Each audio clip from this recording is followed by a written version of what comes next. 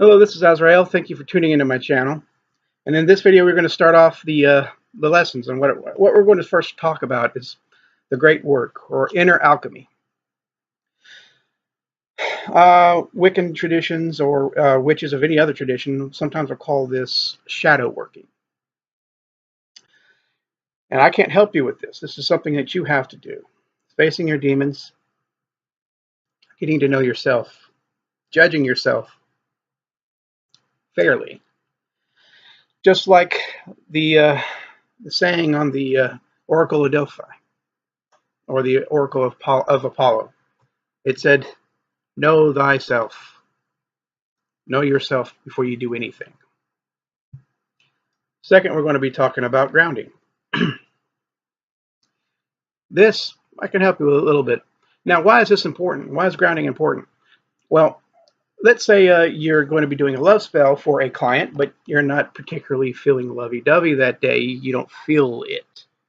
Well, since magic is mental and emotional intent, if your heart's not in it, because you're pissed off at the person who cut you off in traffic, you're pissed off at your boss, perhaps at your boyfriend or your girlfriend, perhaps,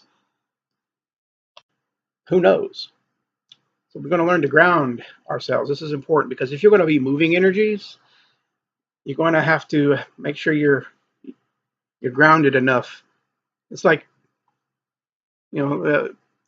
pushing a car. I mean, if you don't have a foundation and you're not centered, you're not going to have the strength to move any objects. You're probably not going to have the strength to move the energy properly. Because again, if you're not feeling it, again, you don't have to do grounding rituals every time this, or meditation for any and every ritual. I mean, it's just something that you should do, especially when you don't feel it. You don't feel like you're grounded. You're too angry, or you're too emotional, even for positive work. So this is a simple technique. You're going to basically you're going to close your eyes and you're going to breathe in and breathe out. Take a deep breath, and when you're taking a deep breath, imagine a white light just filling your lungs and your body. And every time you exhale, see that negativity. Maybe you see it as black or brown grime just coming off your body when you exhale and into the earth. Okay.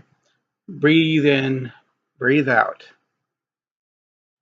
Do this for several minutes. And while you're doing this, let go of the person who cut you off in traffic. Let go of the argument that you had with your girlfriend or your boyfriend. Let go of the anger at the person who cut you off in traffic. Be completely balanced. Just relax. Keep your mind empty, except for the visualization of the white light filling your body and the negativity leaving. Do this until you feel calm. Okay, so and now this is meditation. Now, meditation in and of itself is probably the best thing a person can learn.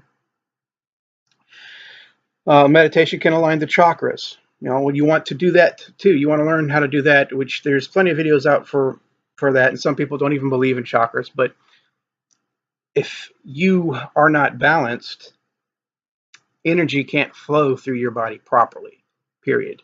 And when you're moving energy, you want to make sure your body can move energy. Simple as that. So, okay, so we talked about know yourself. Teach you a little grounding technique. There's other ones that you can learn online, I'm sure. Just about every other New Age page talks about clearing your mind and meditation. So look into that. I will teach meditative and visualization techniques, but these are things that I'm giving you if you're new to this, or if you haven't thought about it, that you should probably add it to your practice. Banishing energy. Now, this is very important. You don't want to start a fire without first knowing how to put out a fire, for simple safety reasons. You don't want to summon a negative spirit by accident and not know how to send it away. So before you invoke energies, you first need to learn how to banish energies. And this is, the most common is you see people running around their house with a sage stick lit, which is an herb for protection, and it's usually bound up in a little twig. I mean, a bundle with cord, and they're burning it like a giant cigar, running through the house, taking feathers and just fumigating the house with it. That's simple. You could do that. If you have a certain religious tradition, you should look into it. Like for example, obviously, if you're got a Christian background, but yet you're open-minded enough, you can pray to your deity. You can pray to your deity to help. A lot of Christians will plead the blood of Jesus or invoke Michael the Archangel, which ceremonial magicians can also do that too. He's known as a fighter. There's other entities out there that can help you cleanse. You could call to your ancestors to help you and help protect your house and push out negativity. You could do this as simply as using a white light technique. Now, if the energy is conscious, like say a spirit, it's customary to crack your windows open, leave a door open as a symbolic gesture, sympathetic gesture, as a way to make sure they have a way out. Now, even though spirits can walk through walls and do all this, this is a ritual for your mind. It's regardless if a spirit needs to walk through a door or not. It's adding to the ritual to send it out. One of the techniques I use, it's not very spoken about in or anywhere really, except for in ceremonial circles. I use a bell. Um, just like sound vibrates and carries your intent, so it can sound. Um, a perfect example that, for example, Christian churches would ring bells. These bells are blessed and charged to cast out negativity. So whenever the bell rings, it sends those vibrations out and literally dispel negativity. Of course, pagans did this too before, you know, did everything before, really. So when I enter my temple or my place of working, I will ring a bell, that bell, to help dispel negativity to begin with. And anything that's positive enough to stay, that ring of the bell acknowledges that these spirits that are about to help me, my familiar spirits, that a ritual is about to take place, and everybody stand to attention, kind of like thing. So you could use music or enchanted instruments you could play, and literally it's whatever you need to do to learn, or according to your tradition, to send out negativity. Uh, I will be going and teaching one of the techniques I love, which is the LBRP, which is the Lesser Banishing Ritual of the Pentagram. I'm not doing it in this video. It's going to be later because it's an in-depth ritual and it deserves a video all to itself. But look into banishing energies. Incense, frankincense, and myrrh and cinnamon are a great and powerful uh, thing to disperse energy. Sage, like I said earlier. Holy water, you could bless your own water. When I say holy water, I'm not talking about Catholic holy water. I mean it's done for the same thing. How else do you think they got it from? They got it from us pagans. And you do that by blessing your salt, blessing your water, putting it together, blessing it and charging it with the sole intention to cast out negative energy. And of course, you could put that holy water, your blessed holy water, in your cleaning supplies. Like say you want to mop the floor, you can add a little bit of holy water to mop the floor. And yeah. So in any case, so we're going to be, learn how to banish, and I will be teaching the LVRP, but learn to or don't forget if you already know about banishing. Okay, so we talk about know yourself, shadow working, the great work, the inner alchemy, making yourself a better person, facing your demons, becoming a stronger person, and you will be a stronger person throughout everything, including your practice. Learning to center, learning to let things go. Don't be stressed out before you start.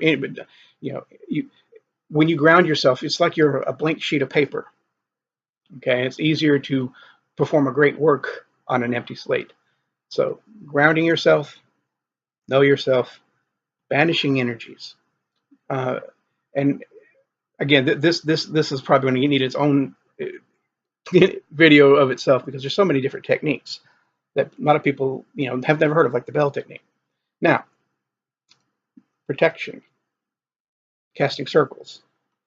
Again, you could do this by just walking in a circle and declaring it to be your sacred space. Now, why is circles important? Now, again, you don't have to cast a circle every time you perform a ritual, but when you want to deal with a lot of energy, it's a good thing that you do. And most people say that believe it or not, I've talked to many pagans. Many pagans say, "Oh, I don't need to do that. I don't need to add protection like that at a circle." But what they're missing out on is that most people think that, oh, a circle is just for protection. It actually does a lot more. You see, a circle, when you cast a circle, you're setting a boundary, a place that's no longer part of the mundane world. You're setting up an altar. You're setting up a place of worship if you're doing gods. You're setting up a place for magical workings of creation. Okay? So you're setting off a place for a difference between the mundane and the magical, which plays on the subconscious mind. Also, just like you're keeping energies out, you are building energies inside. Now, what you're actually doing is just like if you're burning incense in an enclosed area, well, the smell gets potent. The larger the area, the less potent the smell is. You're drumming up energy.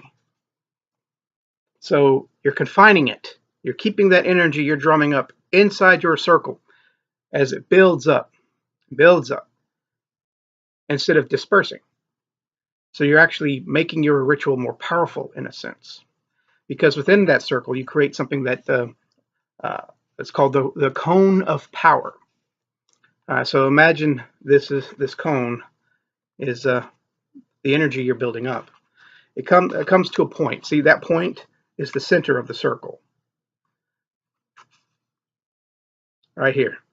The circle of protection, you're building up energy, and it comes to a point like a laser beam, focused.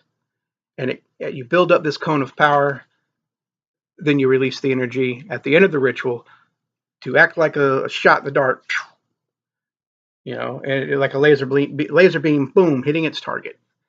A lot of people don't like doing circles, mostly because it takes extra steps.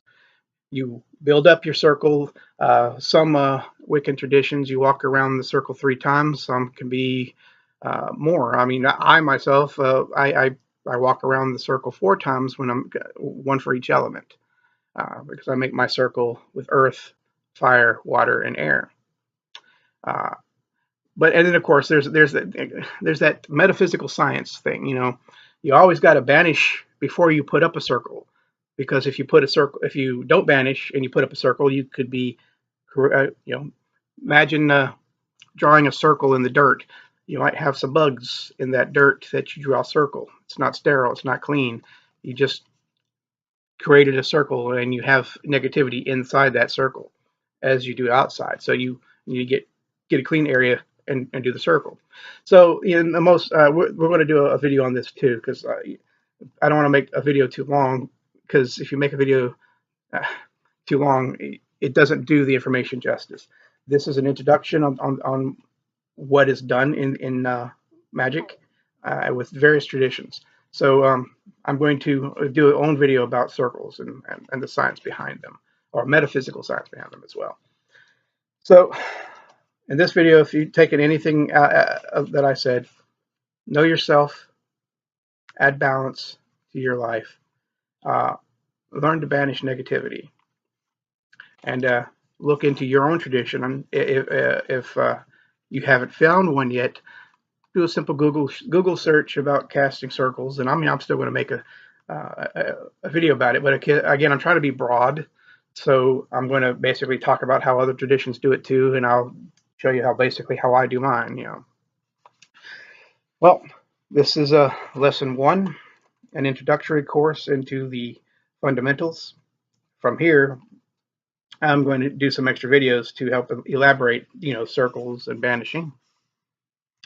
I want you again to learn about, yourself and grounding, and then we're going to move on to altars, and then we're going to move on to each element separately, and the elemental weapons of the ceremonial magician and how they differ from each other, how mine differ. I mean, like I said, I did mine from the Golden Dawn. Now, if there is PDFs online on how to make these, and you look into that. But anyways, like and subscribe, and see you next time.